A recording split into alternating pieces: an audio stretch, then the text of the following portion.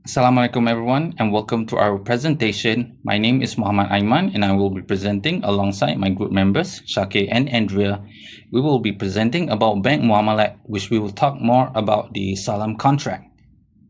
For the meaning of Salam, it involves sales of goods to be delivered in the future at predetermined price. Salam managed to support manufacturers, farmers and traders by providing earlier payment for goods to be delivered at a future date. Salam contracts act as a protective strategy in volatile markets. As for how the contract works, Salam is a unique Islamic financial instrument which is based on the concept of advance payment for goods to be delivered in the future. A buyer is required to pay full price of the goods as agreed to at the sale, there and then.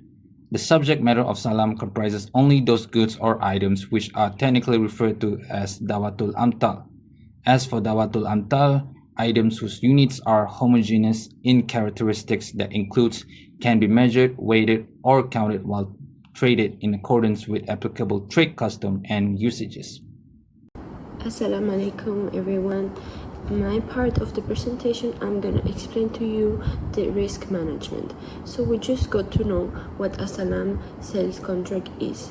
So the structure that we understood supports farmers and producers before harvesting, but it also comes with several risks. The first and most important is the delivery risk. If the seller fails to deliver on time or if the goods don't meet the agreed quality or quantity, the bank or the buyer gets exposed. There is also liquidity risk. Since the bank pays everything upfront and must wait for the goods to be delivered, it can affect its cash flow. Because substitutions are not allowed under Sharia law, the goods must match exactly the original terms. And external factors like weather, transport issue, or crop failure disrupt the delivery, the situation becomes a lot complicated. These contracts therefore require strong monitoring and documentation to stay compliant to the Sharia law and reduce the risk. To manage some of this challenge, Islamic Bank uses a structure called parallel salam. In this agreement, the bank enters two separate salam contracts where in one it buys from one party and simultaneously sells the same goods to another buyer for delivery on the same date. This approach helps to reduce price risk because if the selling price is fixed in advance, however, it can introduce new risk. If the seller fails to deliver, the bank still has a legal obligation to deliver the goods at the second buyer, so it creates a replacement cost risk, since the bank may need to buy the goods at a higher marketplace at the moment. There is also complexity because Sharia law prohibits linking the two contracts, meaning each deal must remain completely separate. Finally, this structure involves operational and reputational risk, especially if the bank fails to fulfill its second contract. For this reason, both Salam and Parallel Salam require strong governance, close contact monitoring, and full compliance with the Sharia principles.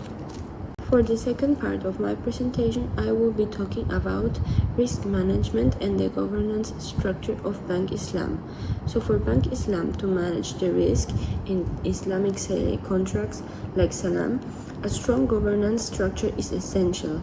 This structure involves several specialized departments, each playing a key role ensuring both financial stability and Sharia law compliance. First, we have the Board Risk Committee, which sits at the top. It defines the bank's risk appetite and makes sure that all the risks, especially credit risk, delivery risk, and compliance risk, are well understood and addressed from the start in contracts like Salam. Next is the Group Risk Management Division. This team handles the day-to-day risk monitoring, including market, liquidity, and operational risk. Since Islamic finance does not use interest or riba, risk management is more complex, and then this group coordinated closely with other units to track all exposures. Then we have the Group Credit Management, which checks if clients are financially trustworthy, if especially important in Salam contract, where the bank pays upfront. They assess whether the seller can truly deliver the goods at the time agreed or not. Then we have group compliance, ensures that the bank follows both national regulations and Islamic law. It works with the Sharia Supervisory Council to make sure no product involves interest, gambling, or excessive uncertainty. This review contract and operations to detect and fix any Sharia issues. We have the Group Information Security and Governance. This unit protects the bank digital infrastructure. While not directly linked to financial risk, this team prevents system failures or cyber attacks which could disrupt the bank's operations. Finally, we have the Sharia Supervisory Council, which is the ultimate authority for Islamic compliance. It reviews every product, including the Salam contract, to ensure that it meets the Islamic ethical standard.